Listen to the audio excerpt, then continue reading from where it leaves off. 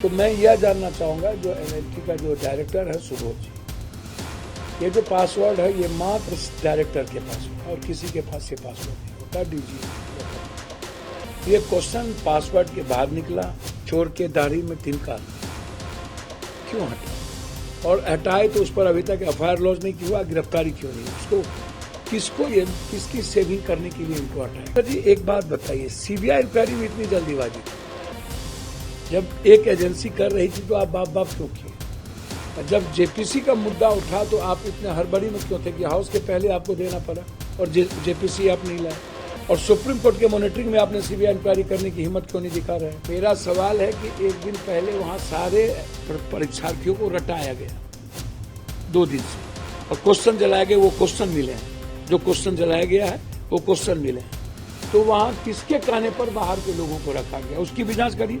नीतीश जी के साथ देखिए फोटो, इसके साथ तो पत्नी का फोटो और उसका फोटो किसी के साथ रह सकता है, फोटो मैटर नहीं है, राजनीति में फोटो सबके साथ रह सकता है, मैटर है कि कनेक्शन क्या, मुलाकात कहाँ है, मुलाकात का प्रायोजन क्या है, आप जांच करिए। अभी पक्ष चोर है, राजद चोर है। देखिए हम 3 में भी हैं, 13 में भी हैं, आप इसको जानिए। यदि हम निर्दलीय हैं तो 3, 13 दोनों में हैं।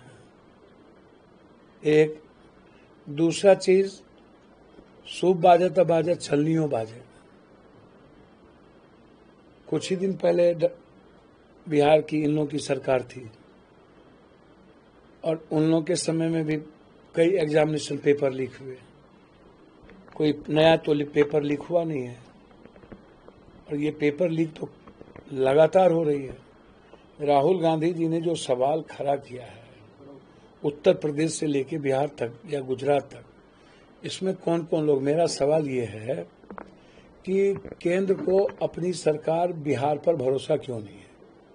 अपराध शाखा इसकी जांच पूरी कर ली थी, और अपराध शाखा ने चिट्ठी लिखा था एडीजी नैयर हसन के कार्यालय ने कि हमें एनआईटी के वरिष्ठ पदाधिकारी से पूछताछ करनी है, उसका कोई जवाब नहीं मिला।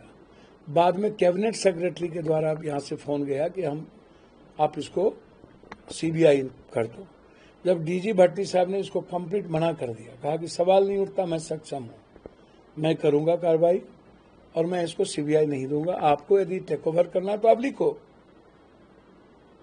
बाद में कोई जवाब नहीं गया, और एक रैंडम एक लव लेटर चला गया कि हमने इसको टेक ओवर कर लिया, आप सारे कागजात सीबीआई को सुपुर्द कर दीजिए। तो मैं यह जानना चाहूंगा जो एनआईटी का जो डायरेक्टर है सुबोध जी, ये जो पासवर्ड है ये मात्र डायरेक्टर के पास होता और किसी के पास ये पासवर्ड नहीं होता, डीजी लोकअप का। तो ये क्वेश्चन पासवर्ड के बाद निकला, तो सुबोध सिंह के अलावा कोई नहीं है। पहले मुख्यमंत्री जी ने कह दिया कि नहीं, इसने मंत्री ने कह दिया कि नहीं, क्वेश्चन आउट नहीं हुआ है, तो फिर आपने डायरेक्टर को क्यों हटाया। चोर के दाढ़ी में तिनका क्यों हटाया, और हटाए तो उस पर अभी तक एफआईआर लॉन्च नहीं हुआ, गिरफ्तारी क्यों नहीं, उसको किसकी सेविंग करने के लिए इनको हटाया गया। एक दूसरा जी एक बात बताइए, सीबीआई इंक्वायरी में इतनी जल्दीबाजी क्यों, जब एक एजेंसी कर रही थी तो आप बाप क्यों किए, जब जेपीसी का मुद्दा उठा तो आप इतने हड़बड़ी में क्यों थे कि हाउस के पहले आपको देना पड़ा और जेपीसी आप नहीं लाए, और सुप्रीम कोर्ट के मॉनिटरिंग में आपने सीबीआई इंक्वायरी करने की हिम्मत क्यों नहीं दिखा रहे। तो ये लगातार हर क्वेश्चन का लीक आउट होना, तो जो लोग इसमें इन नीड्स में आए हैं, पहले तो उनका भी कंडक्ट खोजिए कि वो किस नेता, मंत्री और अफसर के रिश्तेदार हैं। इसी पर मेरा सवाल था 3-13, क्योंकि आप कह रहे हैं कि सत्ता पक्ष हो चाहे विपक्ष हो, इसमें जितने पैसे वाले लोग हैं, नेता नगरी हैं, वो सभी शामिल हैं। बिल्कुल। और बिहार का एक कनेक्शन खास तौर पर नीट पेपर लीक से जुड़ रहा है। बिल्कुल। पहले आरजेडी की तरफ सुई घूमी, अब आरजेडी जो है जेडीयू और बीजेपी की तरफ घुमा रही है। देखिए मैं कहूंगा कि इसका राजनीतिकरण ना हो, इसका फेयर जांच हो जाए, और फेयर जांच सीबीआई नहीं कर सकती। फेयर जांच सीबीआई तभी कर पाएगी जब सुप्रीम कोर्ट के वरिष्ठ जज साहब के मॉनिटरिंग में होगा, या जेपीसी ही करेगी। जेपीसी में सब लोग रहते हैं, उसमें डरने की क्या बात है। तीसरी बात, मैंने तो पहले ही कहा कि जब आप खुद कह रहे हैं कि नहीं हुआ क्वेश्चन पेपर लीक आउट, तो फिर सुबोध सिंह जी डायरेक्टर को क्यों हटाया गया, क्यों बली का? और फोन किन जो किया गया वो किनको सेविंग करने के लिए किया गया, तो जांच कीजिएगा ना कि किसके किसके फोन के कॉल डिटेल क्या है। किसी चीज जब आप कहते हैं कि इसका पेपर, इस अपराधी का, इस पे क्वेश्चन पेपर आउट वाले की पत्नी का पेपर नीतीश जी के साथ, देखिए फोटो इसके साथ, तो पत्नी का फोटो या उसका फोटो किसी के साथ रह सकता है। फोटो मैटर नहीं है, राजनीति में फोटो सबके साथ रह सकता है। मैटर है कि कनेक्शन क्या, मुलाकात कहाँ है, मुलाकात का प्रायोजन क्या है, आप जांच करिए। और कितने बार बातचीत हुई है मुख्यमंत्री आवास से, या जो लोग कह रहे हैं विपक्ष की आवाज से, तो ऐसे कह दीजिएगा मुख्यमंत्री अभिपक्ष चोर है, राजद चोर है। तो राजद यदि विपक्ष कोई कह रहा है तो राजद का इन्फॉर्मेशन, तो राजद के विपक्ष के नेता ने तो कहा कि आप सीबीआई इंक्वायरी करा के उसको बुला के पूछताछ कीजिए। सवाल उठा रहे हैं। नहीं, उन्होंने कहा, मैंने कहा कि कुछ नहीं निकलेगा उसमें, सीबीआई तो तुरंत दबोचेगा। एफआईआर रजिस्टर्ड करती है, बिहार पहुंचती है जांच के लिए, गांव के लोग घेर लेते हैं उनको। भैया मुझको तो समझ में नहीं आता है कि गांव के लोग घेर लेते हैं, तो डबल इंजन की सरकार इन्हीं की है ना। तो आप इसको देखिए ना, ये जो बड़ी बड़ी बात लॉ एंड ऑर्डर की करते हैं, तो कौन है वो लोग? क्या इनको प्रोटेक्शन नहीं मिलना चाहिए था? आप सीबीआई इंक्वायरी के प्रोटेक्शन दीजिए। इसीलिए मेरा सवाल है कि एक दिन पहले वहां सारे परीक्षार्थियों को रटाया गया 2 दिन से, और क्वेश्चन जलाए गए, वो क्वेश्चन मिले हैं, जो क्वेश्चन जलाया गया है वो क्वेश्चन मिले हैं। तो वहां किसके कहने पर बाहर के लोगों को रखा गया, उसकी भी जांच करिए। कोई कह रहा है राज्यसभा सांसद है, कोई कह रहा है कुछ है, तो उसकी भी जांच करिए। आज आप बतौर सांसद जब संसद भवन पहुंचते हैं तो दोनों पक्ष, सत्ता पक्ष विपक्ष, संविधान और लोकतंत्र की दुहाई देते नजर आए। कांग्रेस और बाकी एलाई दल हाथ में संविधान की कॉपी लेकर सरकार को घेरने की कोशिश की कि लोकतंत्र और संविधान को खतरा है। सत्ता पक्ष से डायरेक्ट प्रधानमंत्री मोदी ने मोर्चा संभाला और 50 साल पूरा हो चुके इमरजेंसी का याद दिलाया। ये वही पार्टी है जिनके शासनकाल में संविधान की धज्जियां उड़ा दी गई और देश को जेल में तब्दील कर दिया। अब देखिए, हमको तो समझ में नहीं आता है कि माने आजाद हिंदुस्तान के बाद ये 10 साल रह लिए और इन्होंने हर तरह की डेमोक्रेसी को प्रभावित किया।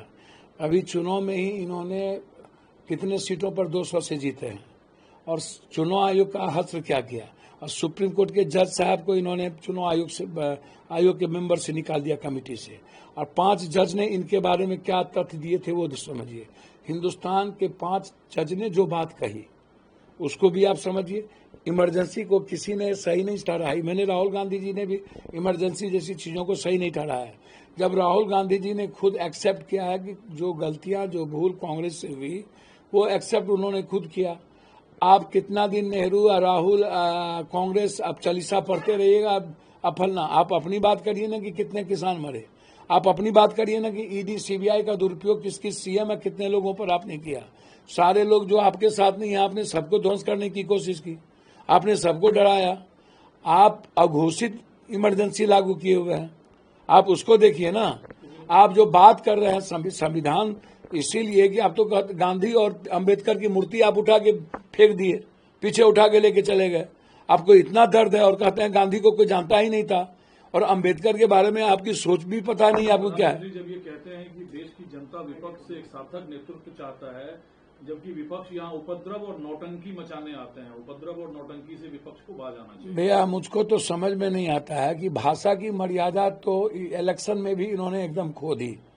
बेसिया से लेकर के क्या क्या नाच, क्या क्या नहीं इन्होंने कहा, क्या भाषा, और अब भी नौटंकी, उपद्रव। तो मुझको लगता है कि प्रधानमंत्री जी को अब हिंदुस्तान भारत चालीसा पढ़नी चाहिए, विकास की बात करनी चाहिए। उनके सामने चुनौती है एग्जामिनेशन पेपर लीक को रोकना। ऑटोनोमस बॉडी बनाइए और प्राइवेट एजेंसी जितनी है उसके साथ कंडक्ट बंद करिए, अभी घोषणा करिए, गिरफ्तार करके जेल भेजिए। जो लोग बड़ी मछली स्मेनबल व्यापक करिए, अभी डायलूट मत करिए। और अब विपक्ष आपको जीने नहीं देगा, आप गलतफहमी में हैं। आप जो कल थेथरलॉजी कर लेते थे, बोलते थे। अब वो गया जुग, ये नया जुग आ गया।